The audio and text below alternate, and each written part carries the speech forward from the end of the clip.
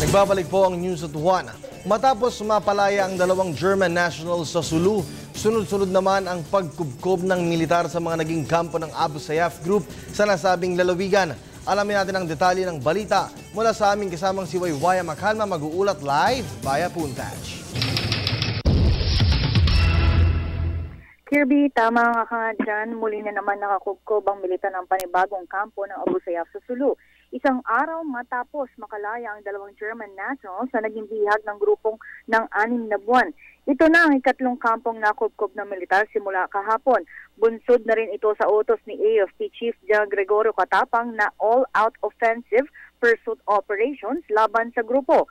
Ayon naman kay Lieutenant Chester Katapang, ang leader ng reconnaissance elements ng Philippine Army, na ang kanilang kampong nakubkob ay ilang metro lang ang layo mula sa kampong kanilang nakuha kahapon ng alas 3 ng hapon sa Kabuntalan, Patikul, Sulu. Dakong alas 8 ng umaga ngayong araw nang tuluyan ng makubkob ng Bravo Company ng 35th Infantry Battalion ang kampo ng teroristang grupo.